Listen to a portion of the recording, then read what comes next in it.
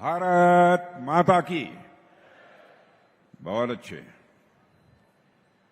हमारे मध्य प्रदेश के गतिशील व्यक्तित्व के धनी लोकप्रिय मुख्यमंत्री डॉक्टर मोहन यादव जी और प्रदेश के भूतपूर्व ही नहीं, मैं कहना चाहूंगा कि अभूतपूर्व मुख्यमंत्री और कैबिनेट में मेरे सहयोगी श्री शिवराज सिंह जी चौहान, श्री नारायण सिंह जी पवार राज्य मंत्री, श्री नरेंद्र शिवाजी पटेल राज्य मंत्री, यहां के लोकप्रिय विधायक श्री सुरेंद्र जी पटवा, श्री संजीव कुमार सचिव रक्षा उत्पादन, श्री राघवेंद्र कुमार सिंह प्रमुख सचिव डीआईपीआईपी एंड एमएसएमई मध्य प्रदेश सरकार, श्रीमती लक्ष्मी सोनू चौक से अध्यक्ष ओबैदुल्लागंज, श्रीमती गरिमा भगत ज्वाइंट सेक्रेटरी, श्री शांतनु राय सीएमडी बीएमएल, यहां उपस्थित अन्य सभी जनप्रतिनिधि, मध्य प्रदेश और भारत सरकार के सारे अधिकारी वर्ग, मेरे मीडिया के मित्रों, देवियों व सज्जनों, बहनों भाइयों, जैसा कि हमारे मुख्यमंत्री डॉक्टर मोहन यादव जी और आपके भूतपूर्व मुख्यमंत्री और भारत सरकार में कृषि मंत्री श्री शिवराज सिंह चौहान ने आपको जानकारी दी है कि आज मध्य प्रदेश को जो सौगात मिल रही है, बहनों भाइयों, ये छोटी मोटी सौगात नहीं है, बल्कि एक बहुत बड़ी सौगात है। और इस क्षेत्र का तो मैं मानता हूं कि बहुत बड़ा सौभाग्य है। और जहां तक मध्य प्रदेश का प्रश्न है, मध्य प्रदेश पूरे हिंदुस्तान में भारत के हृदय प्रदेश के रूप में जाना जाता है। और यहां पर बीएमएल की ग्रीनफील्ड रेल मेट्रो संयंत्र का आज शिलान्यास हुआ है। जहां तक मध्य प्रदेश का प्रश्न है, मध्य प्रदेश के साथ हमारा बहुत ही पुराना रिश्ता है। मैं जब भारतीय जनता पार्टी के यूथ विंग में काम करता था अध्यक्ष के रूप में, उस समय हमारे श्री शिवराज सिंह जी मध्य प्रदेश का यूथ विंग का काम करते थे। बहुत ही पुराना रिश्ता हमारा शिवराज सिंह जी चौहान जी के साथ भी है। मध्य प्रदेश में बराबर आने जाने का सिलसिला लगातार पिछले 25-30 वर्षों से मेरा रहा है। और मैं जानता हूं कि मध्य प्रदेश को लोग मेहमान नवाजी के मामले में बेजोड़ हैं। और यहां के लोगों का ऐसा मधुर व्यवहार रहता है, कोई भी आए मध्य प्रदेश वासियों के व्यवहार से बिना प्रभावित हुए नहीं जा सकता है। यह भी मध्य प्रदेश की एक सबसे बड़ी विशेषता है। आज पूरा मध्य प्रदेश अवंतिकानाथ भगवान महाकाल के आशीर्वाद से डॉक्टर मोहन यादव के नेतृत्व में निरंतर विकास के पथ पर आगे बढ़ रहा है। जो भी विकास को गति यहां पर श्री शिवराज सिंह जी चौहान ने मुख्यमंत्री के रूप में दी थी, बहनों भाइयों, मैं देख रहा हूं उसी कुशलता और तेजी के साथ हमारे डॉक्टर मनमोहन यादव जी इस मध्य प्रदेश को आगे ले जाने का काम कर रहे हैं। और सारा आज हिंदुस्तान मध्य प्रदेश को बहुत ही आशा और विश्वास की नजरों से देख रहा है। यह कोई छोटी बात नहीं है। 1800 करोड़ रुपए के निवेश के साथ इस परियोजना का शुभारंभ आज यहां पर हो रहा है और 5000 से अधिक लोगों को रोजगार मिलेगा। शायद ही ऐसी 1-2 परियोजनाएं मध्य प्रदेश में होंगी जिनके लगने पर लोगों को 5000, 6000, 7000 नौजवानों के हाथों को रोजगार मिला होगा। और इसके लिए भी मैं डॉक्टर मोहन यादव जी को भी बधाई देता हूं और साथ ही साथ मैं शिवराज सिंह जी चौहान को भी बधाई देता हूं कि इन सब लोगों के प्रयास से ही यह संभव हो पाया। और मध्य प्रदेश के संबंध में जो मेरा लगाव है, मैं आप सबको आश्वस्त करना चाहता हूं, आगे भी जहां तक जो भी बन सकेगा, रक्षा क्षेत्र के माध्यम से जो भी संभव होगा, वह करने के लिए मैं सदैव तैयार रहूंगा। और आज मैं देख रहा हूं कि हमारे डॉक्टर मोहन यादव जी हमारे शिवराज सिंह चौहान की जो एक लंबी विरासत थी, 18 वर्षों की थी ना, 18 वर्षों की, 18 वर्षों की विरासत को तेजी के साथ आगे बढ़ाने का काम कर रहे हैं। और आज यह बहुत ही एक महत्वपूर्ण हमारी पब्लिक सेक्टर अंडरटेकिंग है बीईएमएल, और वह बीईएमएल आज एक बहुत ही महत्वपूर्ण यूनिट यहां स्थापित कर रही है। और बहनों भाइयों, यह कोई केवल एक यूनिट नहीं प्रारंभ हो रही है, ऐसे सैकड़ों छोटी मोटी इकाइयां होंगी, औद्योगिक इकाइयां जिन्हें एमएसएमईज कहते हैं, वह भी यहां लगेंगी। और जो लगी हुई हैं, जो इस काम को कर सकती हैं, उन्हें भी इसका लाभ पहुंचने वाला है। यह कोई सामान्य बात नहीं है। उद्योग धंधों के मामले में मैं मानता हूं कि यह क्षेत्र ही नहीं बल्कि मध्य प्रदेश बड़ी तेजी के साथ आगे बढ़ेगा। और मुझे बतलाया गया है कि मध्य प्रदेश में औद्योगिक विकास के लिए जो प्रयास किया जा रहा है, 30 लाख करोड़ रुपए से अधिक का निवेश, इन्वेस्टमेंट इस मध्य प्रदेश को प्राप्त हुआ है। इतने अल्प समय में 30 लाख करोड़ रुपए का। और मैं जानता हूं शिवराज जी सिंह चौहान के शासनकाल में भी बड़ी मात्रा में निवेश आए हैं, लेकिन डॉक्टर मोहन यादव जी भी जिस तेजी के साथ इस काम को आगे बढ़ाने की कोशिश कर रहे हैं, मैं डॉक्टर मोहन यादव जी को हृदय से अपनी तरफ से मैं हार्दिक बधाई देता हूं। और मुझे इस बात की भी जानकारी दी गई है मेरे बहनों भाइयों कि राज्य सरकार ने 48,000 हेक्टेयर का भूमि बैंक भी तैयार किया है। यानी अधिक से अधिक उद्योगों को लाने का एक संकल्प हमारी इस मध्य प्रदेश सरकार का है। और केवल भूमि बैंक ही नहीं तैयार किया है, मुझे बतलाया गया है कि यहां पर इंटरनेट की सुविधा भी वहां पर उपलब्ध कराई गई है, फैक्ट्री शेड तैयार किए गए हैं, कनेक्टिविटी भी की सुविधा भी मुहैया कराई जा रही है।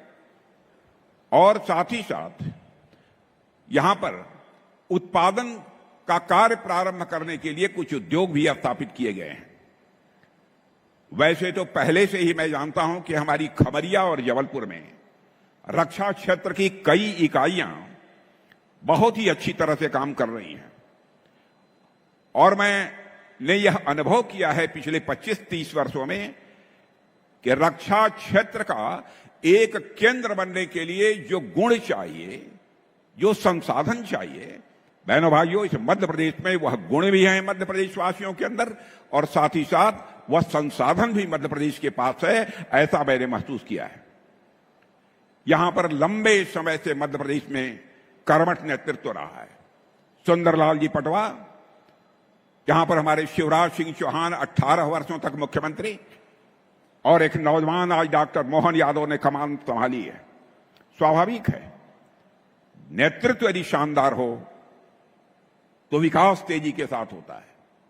और मुझे मध्य प्रदेश के विकास को देखते हुए तो बहनों भाइयों अब यह लगता है कि शायद कुछ वर्षों के बाद इस मध्य प्रदेश को लोग मॉडर्न प्रदेश कहना शुरू कर देंगे सारे हिंदुस्तान में।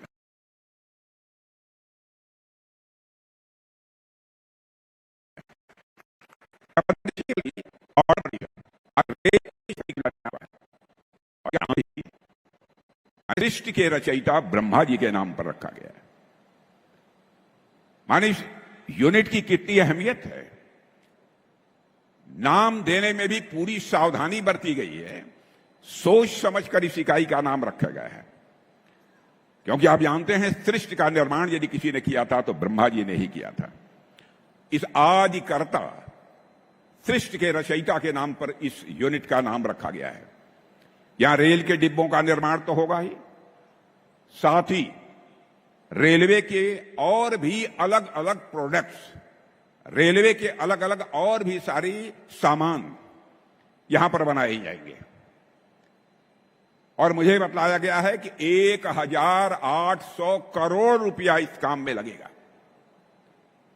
और बहनों भाइयों, जो मुझे जानकारी दी गई है उस आधार पर मैं विश्वास के साथ कह सकता हूं 2 साल के अंदर यह काम पूरा होकर रहेगा और यह फैक्ट्री यहां पर जगमगाती हुई आपके नजरों के सामने होगी। स्वाभाविक है कि जब फैक्ट्री यहां लगेगी तो आसपास के क्षेत्रों का भी तेजी के साथ विकास होगा। और यहां जो कोच बनेंगे वह रेल कोचेज भारत के ट्रांसपोर्टेशन सेक्टर को तो नई गति दे ही रहे हैं, साथ ही यहां पर बुलेट ट्रेन या जो भी ट्रेनें चल रही हैं तेज गति से, सारी तेज गति से चलने वाली ट्रेनों में भी यदि कोच कहीं का बना होगा तो मध्य प्रदेश की धरती का और मध्य प्रदेश के हाथों के वासियों के हाथों से बना हुआ कोच लगेगा।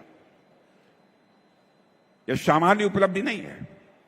विश्वास है, मुझे पक्का विश्वास है कि बीईएमएल भारत के आर्थिक विकास की गति में अपना एक अच्छा योगदान देगा।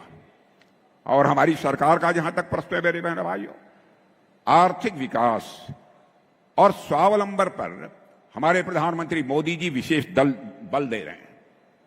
भारत को उन्होंने कहा है कि हम आत्मनिर्भर बनाकर ही दम लेंगे।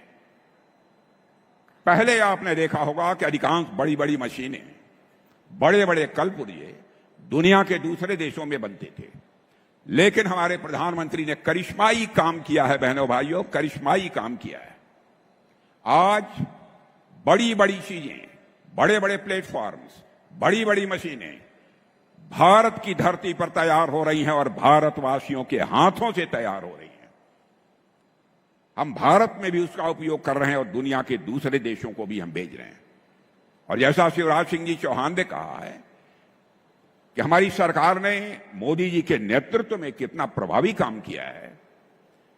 जो हमारा भारत धन दौलत के मामले में, धन दौलत के आकार के मामले में 2014 में दुनिया के देशों में 11वें स्थान पर खड़ा था, बहनों भाइयों आपको जानकर खुशी हो गई कि भारत अब यह कोई सामान्य देश नहीं रहा है, बल्कि धन दौलत के मामले में हमारा भारत दुनिया के टॉप के 4 देशों की कतार में आकर खड़ा हो चुका है। दुनिया के 4 देशों की कतार में आकर खड़ा हुआ है। और जितने भी बड़े देश हैं उनमें सबसे अधिक तेजी से आगे बढ़ने वाली अर्थव्यवस्था यदि किसी देश की है जो सबसे तेजी के साथ बढ़ रही है, लगभग 6.5% से अधिक दर से बढ़ रही है, तो हमारे और आपके देश या भारत की अर्थव्यवस्था सबसे तेजी के साथ आगे बढ़ रही है। और मैं फिर से दोहराना चाहता हूं, बड़े देश जितने भी हैं उनमें सर्वाधिक तेजी से आगे बढ़ने वाली अर्थव्यवस्था यदि कहीं की है तो हमारे भारत की है। भारत जब इतनी तेजी के साथ आगे बढ़ रहा है, इसका मतलब है देश आगे बढ़ रहा है, तो हमारे देशवासी भी उसके साथ आगे बढ़ रहे हैं। यह हकीकत है, क्योंकि देशवासी यदि आगे नहीं बढ़ेंगे तो भारत आगे नहीं बढ़ सकता है। पहले दुनिया में जब हम कहते थे कि हम विश्व की सबसे बड़ी अर्थव्यवस्था बनेंगे, तो लोग हमारा मजाक उड़ाते थे, हंसते थे। आज सारी दुनिया ने यह मान लिया है कि भारत दुनिया में सबसे तेजी के साथ मोदी जी के नेतृत्व में आगे बढ़ रहा है। बहनों भाइयों, इस हकीकत को सबने स्वीकार कर लिया है। और लोग कहते हैं अंग्रेजी में डैशिंग यानी दबंग, डायनेमिक यानी गतिशील अर्थव्यवस्था विश्व में दुनिया के किसी देश की है तो हमारे और आपके देश भारत की हो गई है। मेरे बहनों भाइयों, यह भी हम लोगों के लिए कम गौरव का एक विषय नहीं है। कुछ लोग हैं जो भारत के का विकास जितनी तेजी के साथ हो रहा है उन्हें रास नहीं आ रहा है, उन्हें अच्छा नहीं लग रहा है। सबके बास तो हम हैं, भारत कैसे इतनी तेजी के साथ बढ़ रहा है। और बहुतों के द्वारा यह कोशिश की जा रही है कुछ ऐसा किया जाए ताकि भारत में भारतवासियों के हाथों से जो चीजें तैयार होती हैं वह दुनिया के देशों में जाएं तो उन देशों में बनने वाली चीजों से वह महंगी हो जाएं, ताकि भारत की धरती पर भारतवासियों के हाथों से बनी हुई चीजें जब महंगी हो जाएंगी तो दुनिया के दोस्त को लोग उसे नहीं खरीदेंगे। यह कोशिश की जा रही है। लेकिन बहनों भाइयों, भारत जितनी तेजी के साथ आगे बढ़ रहा है, मैं पूरे विश्वास के साथ कहता हूं कि भारत को अब दुनिया की कोई ताकत विश्व की एक बड़ी शक्ति बनने से रोक नहीं सकती है। जहां तक रक्षा क्षेत्र का प्रश्न है, मेरे मित्रों, मैं कहना चाहता हूं रक्षा क्षेत्र की हमारी हालत यह थी डिफेंस की कि पहले प्राय हर चीजें दुनिया के दूसरे देशों में बनती थी, विदेशियों के द्वारा बनती थी, उन्हीं की पूंजी लगती थी और हम लोग जब जरूरत पड़ती थी तो दुनिया के दूसरे देशों से जाकर चाहे कुछ भी हो, हवाई जहाज हो, हथियार हो, प्लेटफॉर्म्स हो, जो भी हो, सब कुछ हम दुनिया के दूसरे देशों से खरीदते थे। लेकिन आज मैं आपको जानकारी देने के लिए आया हूं बहनों भाइयों, अब हम इनमें से बहुत सारी चीजें न केवल भारत की धरती पर बना रहे हैं, न केवल भारतवासियों के हाथों से बना रहे हैं, न केवल हम अपनी आवश्यकताओं को पूरा कर रहे हैं, बल्कि हम दुनिया के दूसरे देशों को भी हम एक्सपोर्ट करने का काम कर रहे हैं, उनके पास भी हम भेज रहे हैं। दुनिया के देश सब हमारे सामान को खरीदने का काम कर रहे हैं। जब मोदी जी पहली बार 2014 में प्रधानमंत्री बने थे तो उस समय भारत के डिफेंस आइटम, रक्षा उत्पाद की चीजें दुनिया के देशों को केवल 600 करोड़ रुपए की एक्सपोर्ट होती थी, माने जो दुनिया के दूसरे देशों के लोग खरीदते थे। बहनों भाइयों, आपको जानकर खुशी होगी अब हम 24,000 करोड़ से ज्यादा का डिफेंस आइटम अब एक्सपोर्ट कर रहे हैं। यह है भारत की ताकत, यह नए भारत का यह नया रक्षा क्षेत्र है और निर्यात लगातार बढ़ रहा है। और मैं यहां के नौजवानों का करिश्मा बतलाना चाहता हूं। जो टेक्नोलॉजी होती है, जो हिंदी में तकनीक कहते हैं, यह तकनीक भी दुनिया के दूसरे देशों के नौजवान बनाते थे। अब बड़ी संख्या में हमारे देश के नौजवान वह सब सारी तकनीक बना रहे हैं, वह टेक्नोलॉजी बना रहे हैं और उसी टेक्नोलॉजी का प्रयोग करके हम बहुत सारे अपने रक्षा से संबंधित हथियार, प्लेटफॉर्म्स, बम, तोप, गोले और मिसाइल बना रहे हैं। आपने देखा कि ऑपरेशन सिंदूर हुआ, शिवराज सिंह जी ने आपके सामने चर्चा की कि कैसे पहलगाम में कुछ आतंकवादियों ने आकर हमारे वहां पर्यटन के लिए गए कुछ निर्दोष नागरिकों की निर्मम हत्या कर दी थी। मेरे बहनों भाइयों, उन्होंने मान लिया था कि भारत शांत होकर बैठ जाएगा। हमारे प्रधानमंत्री जी का संकल्प था, हम लोगों ने तय किया हम इसका मुंहतोड़ जवाब देंगे। और आपने देखा होगा, ऐसी कल्पना भी कभी नहीं की जा सकती थी, धर्म पूछ कर मारेंगे। पूछते थे कि तुम कौन हो। बहनों भाइयों, हम लोग धर्म किसी का पूछ कर किसी की हत्या नहीं कर सकते। हम तो किसी की हत्या में विश्वास ही नहीं करते। बल्कि चींटी को भी, हमारे घर में माताएं बहनें जो आटा गूंथती हैं, तेरी चींटी कोई थाली के बगल से गुजरती है तो थाली का आटा निकालकर उस चींटी के खाने के लिए डाल देती हैं और ईश्वर से कामना करती हैं कि यह चींटी भी दीर्घजीवी हो। यह भारत की सोच है। और यहां आतंकवादियों ने आकर धर्म पूछ पूछ कर लोगों को मारा। तो बहनों भाइयों, हम लोगों ने भी ठान लिया कि हम धर्म पूछकर किसी को नहीं मारेंगे, बदला नहीं लेंगे। हम उनका कर्म देखकर हम उनको मारेंगे बहनों भाइयों, और कर्म देखकर हम लोगों ने मारा। और हम लोगों ने माना कि यह भारत की आत्मा पर प्रहार किया है। और मैं आपको याद दिलाना चाहता हूं, जब सीता जी लंका में थी, रावण ने अपहरण किया था, तो उस समय हनुमान जी जब वहां पहुंचे और जब पूरी लंका की वाटिका में तोड़ फोड़ सब मचाई और फिर जब सीता जी के पास पहुंचे तो सीता जी ने बड़ी विनम्रता से कहा कि हे हनुमान, ये आपने क्या किया? लंका में आपने इतनी तोड़फोड़ क्यों की? इतने लोगों को क्यों मारा? तो जानते हैं, बड़ी विनम्रता से बैठकर और हाथ जोड़कर हनुमान जी ने सीता जी से कहा, हे माते, जिन मोहि मारा तिन मोहि मारे। जिन्होंने हमको और हमारे लोगों को मारा था, हमने उन्हीं को मारा है।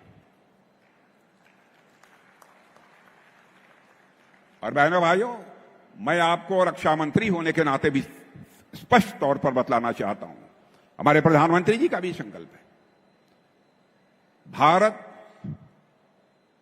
किसी को आज तक कभी आंख उठाकर देखने की कोशिश नहीं की है। भारत चाहता है केवल भारत का ही कल्याण न हो, बल्कि पूरे विश्व का कल्याण होना चाहिए। और दुनिया का अकेला देश है भारत जहां के ऋषियों और मनीषियों ने वसुधैव कुटुंबकम का संदेश दिया है।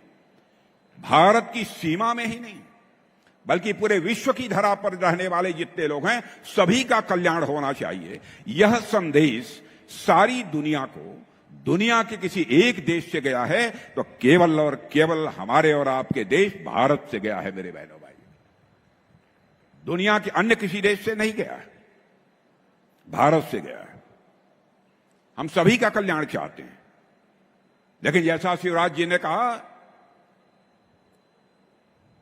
इसका मतलब यह नहीं है कि जो चाहे वह भारत पर आक्रमण कर दे। जो हमें छेड़ेगा हम उसे छोड़ेंगे नहीं। यह भी संकल्प है, यह भी ताकत भारतवासियों के अंदर है। और बहनों भाइयों, और आज बीएमएल की जिस यूनिट का यहां शिलान्यास हो रहा है, उससे न केवल रोजगार के नए अवसर खुलेंगे, जैसा मैंने बताया कि अन्य बहुत सारे छोटे मोटे उद्योग भी यहां पर खड़े होंगे, स्थानीय लोगों को काम मिलेगा। आप भी जो यहां पर बैठे हुए हैं, आपके परिवार के किसी न किसी नौजवान को निश्चित रूप से काम मिलेगा, ऐसा मेरा पक्का विश्वास है।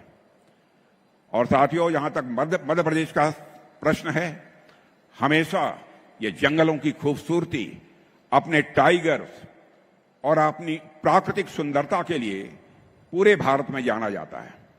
मैं समझता हूं कि जिस प्रकार से यहां पर उद्योग स्थापित किए जा रहे हैं और जिस प्रकार से यहां के मुख्यमंत्री ने लैंड बैंक तैयार किया है, यह केवल मध्य प्रदेश अपनी सुंदरता के लिए नहीं जाना जाएगा, बल्कि यह मध्य प्रदेश अपने औद्योगिक विकास के लिए भी जाना जाएगा, ऐसा मेरा पक्का विश्वास है।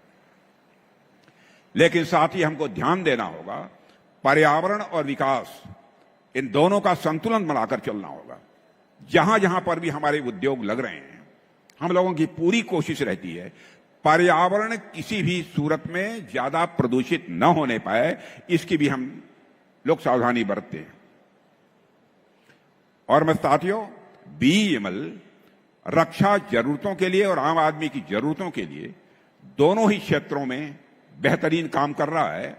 और यहां बीएमएल के सीएमडी शांतनु राय हैं, उनकी और उनके पूरे टीम की मैं दिल से सराहना करना चाहता हूं। और मैं उनसे यह भी कहूंगा कि और नई नई टेक्नोलॉजी के लिए काम करें। बीएमएल में भी रिसर्च और डेवलपमेंट का सिलसिला भी प्रारंभ किया जाना चाहिए। और मुझे विश्वास है कि मध्य प्रदेश अब ऐसे ही विकास के पथ पर तेजी से आगे बढ़ता रहेगा। और मेरा विश्वास है कि मध्य प्रदेश का यह औद्योगिक विकास भारत को नई औद्योगिक ऊंचाइयों पर ले जाने में सहायक होगा, ऐसा मेरा पक्का विश्वास है। इन्हीं शब्दों के साथ आप सबको अपनी हार्दिक बधाई देते हुए, और साथ ही मुख्यमंत्री जी और अपने कृषि मंत्री जी दोनों को मैं बधाई देना चाहता हूं इस उपलब्धि के लिए। इन्हीं शब्दों के साथ आप सभी को धन्यवाद देते हुए अपना निवेदन समाप्त करता हूं। आप सबको धन्यवाद, बहुत बहुत धन्यवाद। अगर आप ये वीडियो YouTube पर देख रहे हैं तो हमारे चैनल को सब्सक्राइब कर बेल आइकन दबाएं, और Facebook पर देख रहे हैं तो हमारे पेज को लाइक करें।